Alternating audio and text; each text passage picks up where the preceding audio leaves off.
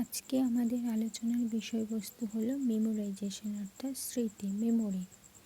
স্মৃতি স্মৃতি কি? What is memory? স্মৃতি কি? সাধারণ অর্থে আমরা স্মৃতিকে একটি গুণবাচক বিশেষ্য হিসাবে ব্যবহার করে থাকি। আমরা বলি, রামের স্মৃতি খুব কম, ও কিছুই মনে রাখতে পারে না। বা যদুর স্মৃতি খুবই প্রখর, ও একবার কিছু শিখলেই অনেক দিন মনে রাখতে পারে। কিন্তু মনোবিদ্যায় স্মৃতি বলতে কোনো গুণকে বোঝায় না। স্মৃতি বলতে স্মরণ ক্রিয়াকে বোঝায়, প্রসেস অফ মেমোরি অর্থাৎ স্মরণ ক্রিয়াকে বোঝায়। যেসব অভিজ্ঞতা বা ধারণা এখন চেতন মনে নেই অথচ পূর্বে ছিল, সেই সব অভিজ্ঞতা বা ধারণাকে চেতনায় আনাই হলো স্মৃতি। 1885 খ্রিস্টাব্দে এবিংহস অন মেমোরি নামে একটি বই প্রকাশ করেন। মানুষের স্মরণক্রিয়া ও শিখন পদ্ধতিকে যে বৈজ্ঞানিক ভিত্তিতে পরীক্ষাগারে পরিমাপ করা যায়, সর্বপ্রথম তিনি একথার উল্লেখ করেন। বিভিন্ন পরীক্ষা নিরীক্ষার পর তিনি স্মরণক্রিয়ার বিভিন্ন দিক সম্পর্কে যেসব গুরুত্বপূর্ণ সিদ্ধান্ত করেছেন,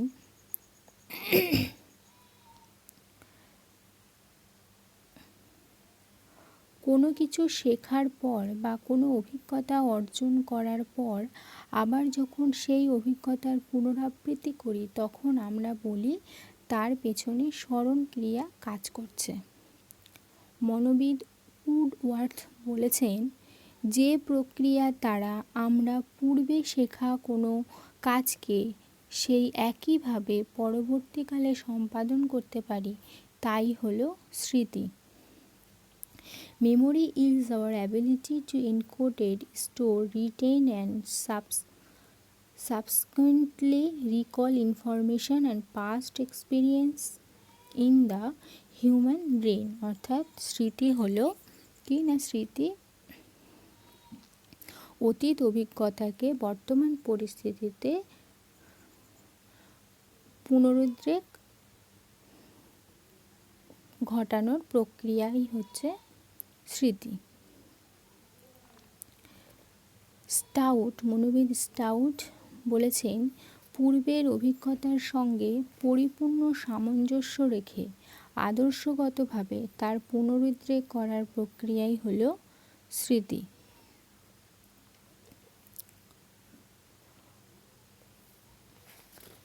এছাড়াও মনোবিদ রস স্মৃতির একটি উল্লেখযোগ্য সংজ্ঞা দিয়েছেন, সেটি হলো memory is a complex process, অর্থাৎ স্মৃতি হলো একটি জটিল প্রক্রিয়া, involving the establishment of depositions, their retention and recalling of experience that have left the deposition behind them। অর্থাৎ অভিজ্ঞতার সঞ্চয়ন, সংরক্ষণ এবং পুনরুদ্রেক যে জটিল মানসিক প্রক্রিয়ার মাধ্যমে হয়, তাই হলো স্মৃতি বা স্মরণ ক্রিয়া।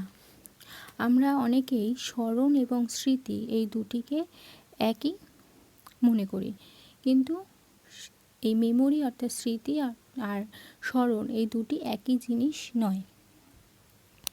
স্মরণ হচ্ছে স্মৃতিকে পুনরুত্থাপন করার প্রক্রিয়া।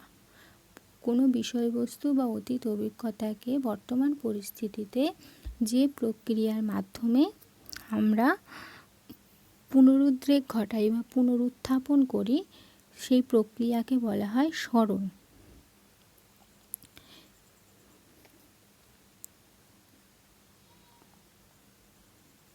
এরপর চলে আসি ফ্যাক্টরস অফ মেমোরি অর্থাৎ স্মৃতির উপাদান।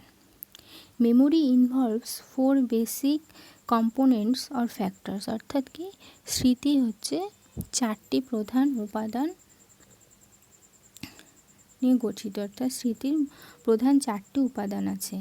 প্রথম হচ্ছে লার্নিং, সেকেন্ড হচ্ছে রিটেনশন, থার্ড হচ্ছে রিকল অর রিট্রাইভাল, ফোর্থ হচ্ছে রিকগনিশন। অর্থাৎ লার্নিং অর্থাৎ শিখন, রিটেনশন অর্থাৎ ধারণ, রিকল অর্থাৎ পুনরুদ্রেক, আর রিকগনিশন অর্থাৎ প্রত্যাবিজ্ঞা। শিখন কি আমরা প্রত্যেকেই জানি, তাই তো? এখানে শিখন বলতে মিনিংফুল লার্নিং অর্থাৎ অর্থপূর্ণ শিখনের কথাই বেশি বলা হয়েছে। যে শিখন প্রক্রিয়ার সাহায্যে শিক্ষার্থী তার অর্জিত জ্ঞানকে পরিবর্তিত পরিস্থিতি অনুযায়ী সঠিকভাবে কাজে লাগাতে পারে তাকে বলা হয় অর্থবহ শিখন বা মিনিংফুল, অর্থপূর্ণ শিখন।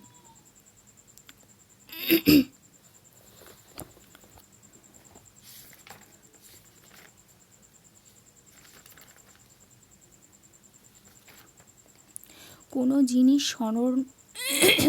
জিনিস স্মরণ রাখতে হলে সর্বপ্রথম যে মানসিক প্রক্রিয়ার সাহায্য নিতে হয় তাই হলো শিখন।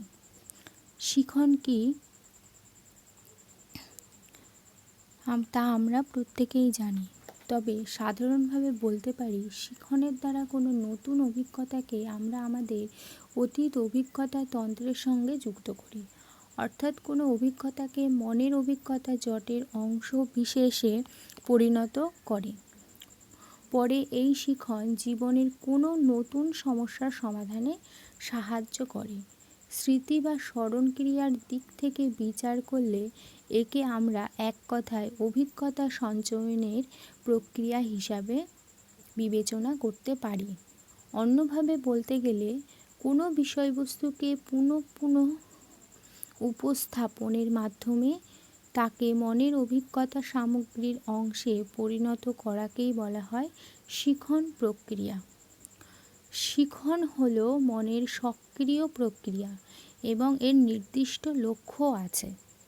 আমরা যখন কোনো কবিতা মুখস্থ করি তা কতক্ষণ পর্যন্ত পুনরাবৃত্তি করব তা ঠিক করে নিই, অর্থাৎ একবার সঠিকভাবে না দেখে পুনরুত্থাপন করা পর্যন্ত আমাদের পুনরাবৃত্তি করতে হয়, অর্থাৎ কবিতাটি যতক্ষণ না পর্যন্ত আমাদের মুখস্থ না হচ্ছে ততক্ষণ আমাদের পড়াটাকে পুনরাবৃত্তি করতে হয়।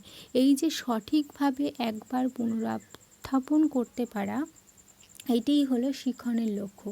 এই লক্ষ্যে উপস্থিত হওয়ার জন্য আমরা যতবার দরকার ততবার অধিক বস্তুকে উপস্থাপন করি। শিখন প্রক্রিয়ার একটি বিশেষ বৈশিষ্ট্য যা স্মরণ ক্রিয়ার দিক থেকে তাৎপর্যপূর্ণ, তা হলো এটি একটি ক্রমবর্ধমান প্রক্রিয়া। সাধারণত মনের মধ্যে অভিজ্ঞতার যে স্থিরীকরণ হয় তা ধীরে ধীরে হয়ে থাকে। কোনো অভিজ্ঞতাকে মনে দৃঢ়ভাবে স্থাপন করতে হলে তাকে বারবার উপস্থাপন করতে হয় এবং প্রত্যেক উপস্থাপনে কিছু অংশ আমাদের মনে থেকে যায়।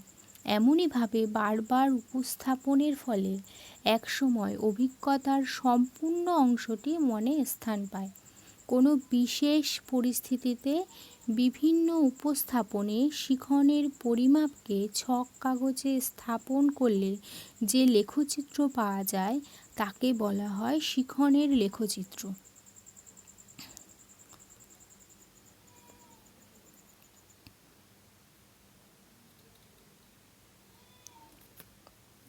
এরপর চলে আসি রিটেনশন অর্থাৎ ধারণ। রিটেনশন অর্থাৎ ধারণ। স্মৃতির দ্বিতীয় প্রক্রিয়া হচ্ছে ধারণ ক্রিয়া অর্থাৎ রিটেনশন প্রসেস। আমরা যা শিখি তার সমস্ত কিছুই আমাদের স্মৃতিতে থাকে না। যেটুকু আমরা সংরক্ষণ করতে পারি সেটুকু আমাদের স্মৃতি হয়ে দাঁড়ায়। ধারণ বা সংরক্ষণ বলতে আমরা বুঝি শিখনের সঙ্গে আমাদের মনে যা থাকে আর বিশেষ সময় পরে যা মনে থাকে তার মধ্যে পার্থক্যকে। অর্থাৎ after the active learning process the retention will take place which is comparatively passive this is ability to keep things in mind and remember. অর্থাৎ ধারণ বা সংরক্ষণ বলতে আমরা তাকেই বুঝি, সেই অবস্থাকে বুঝি, সেটি হলো শিখনের সঙ্গে আমাদের মনে যা থাকে আর বিশেষ সময়ের পরে যা মনে থাকে তার মধ্যে পার্থক্যকে। খুব সহজভাবে বলতে গেলে বলা যায়, নির্দিষ্ট সময় পরে আমাদের মন যা সঞ্চয় করে রাখতে পারে তাই হলো এই সময়ের এর মধ্যে ধারণের পরিমাণ। আর এই ধারণ করে রাখবার পেছনে যে মানসিক প্রক্রিয়া কাজ করে তাই হলো ধারণ ক্রিয়া। সাধারণ অর্থে আমরা একেই বলে থাকি স্মৃতিশক্তি। প্রথমে আমরা কিভাবে ধারণের পরিমাণ নির্ণয় করা যায় সে সম্পর্কে আলোচনা করব। ধারণ ক্ষমতা পরিমাপের পদ্ধতি থাকলেও প্রথম অংশটি শিখন পদ্ধতি ছাড়া কিছুই নয়। কারণ কোনো জিনিস কতটা মনে আছে তা দেখতে হলে প্রথমে সেটা শেখা দরকার। তাই এই সব পদ্ধতির প্রথম অংশটিকে শিখন পদ্ধতি হিসাবেও বলতে পারি।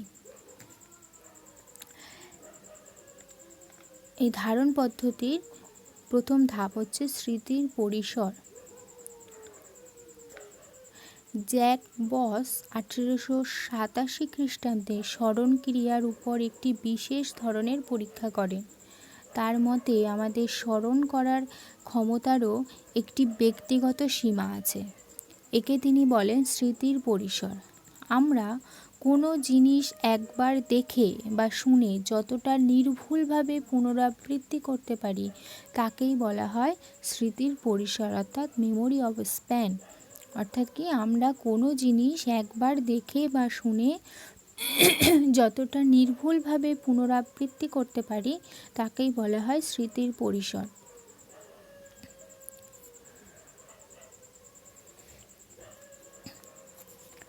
এরপর হচ্ছে রিকল, অর্থাৎ পুনরুদ্রেক। পূর্বে শেখা কোনো বস্তুকে আমরা যখন তার অবর্তমানে পুনরুত্থাপন করি তখন তাকে বলা হয় রিকল, অর্থাৎ পুনরুদ্রেক। This is the act of remembering something. অর্থাৎ এটি এমন একটি প্রক্রিয়া যেটাতে আমরা কি করি না, কিছু মনে করার চেষ্টা করি। Recall is greatly affected by emotion and motivation both at the time of learning and subsequently. অর্থাৎ পূর্বে শেখা কোনো বিষয়বস্তুকে আমরা যখন তার অবর্তমানে পুনরুত্থাপন করি তখন তাকে বলা হয় পুনরুদ্রেক। যেমন ধরো, শ্রেণীতে আমরা শিক্ষার্থীদের যখন প্রশ্ন করি যে পলাশীর যুদ্ধ কত সালে হয়েছিল, এই প্রশ্নের উত্তর দেওয়ার জন্য শিক্ষার্থীদের মনে ইতিহাসের পুনরুদ্রেক হয়। তারা সঠিকভাবে বলতে পারে 1757 খ্রিস্টাব্দে পলাশীর যুদ্ধ হয়েছিল। এই খ্রিস্টাব্দটি স্মরণ করার বা পুনরুত্থাপন করার জন্য অন্য কোনো রকমের মাধ্যমিক সাহায্য গ্রহণ করা হয়নি।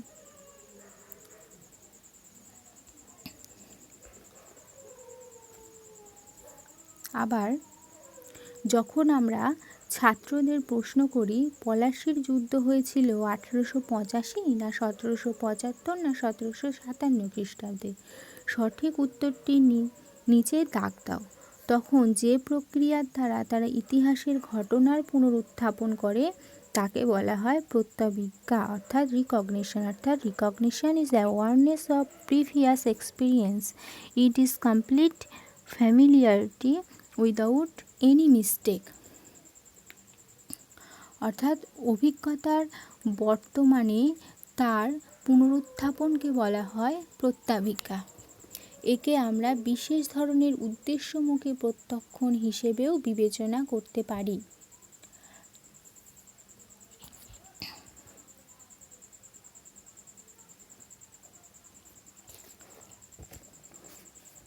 পুনরুদ্রেক রিকল ধারণ ছাড়া অসম্ভব। পুনরুদ্রেকের উপাদান হলো ধারণের উপাদানসমূহ।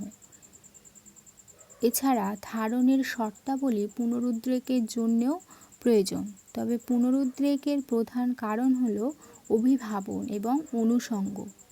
বাস্তবে দেখা যায় অভিভাবন শক্তি দুর্বল হওয়ার কারণে বিষয়বস্তু মনের মধ্যে বা স্মৃতিতে সংরক্ষিত থাকা সত্ত্বেও পুনরুদ্রেক ক্রিয়াটি ঘটে না। উপযুক্ত এবং দৃঢ় অনুষঙ্গ স্থাপিত না হলে কেবল অভিভাবনের সহায়তায় সেগুলিকে পুনরুদ্রেক করা বেশিরভাগ ক্ষেত্রেই সম্ভব নয়। এখানে পুনরুদ্রেকের 3টি শর্ত আছে বলে ধরা যায়। সেটা হচ্ছে এক হচ্ছে সময়গত নৈকট্য, অর্থাৎ এই শর্তটি দ্বারা সময়গত নৈকট্য দ্বারা বোঝানো হয় যে দুটি ঘটনা একই সময় কিংবা একটি ঘটনা ঘটার কিছুক্ষণের মধ্যে অপর একটি ঘটনা ঘটলে তাদের প্রতিরূপ আমাদের মধ্যে সংযুক্ত হওয়ার সম্ভাবনা থাকে। সেকেন্ড হচ্ছে সংশ্লেষণাত্মক মনোযোগ, অর্থাৎ অনেকগুলি ঘটনা যদি পরপর ঘটে এবং সেগুলির প্রতি মনোযোগ দেওয়া হয় তাহলে যে ঘটনাগুলির প্রতি একসঙ্গে মনোযোগ দেওয়া হয় সেগুলি আমাদের অনুষঙ্গবদ্ধ হয় এবং তাদের পুনরুদ্রেক সম্ভব হয়। থার্ড হচ্ছে পুনরাবৃত্তি, অর্থাৎ এই শর্তটির অর্থ দুটি বিষয়কে বা ঘটনাকে একসঙ্গে কিংবা একটির পর অপরটিকে বারবার প্রত্যক্ষ করলে তাদের অনুষঙ্গ অনেক বেশি দৃঢ় হয়। এর ফলে পুনরুদ্রেক সহজ হয়।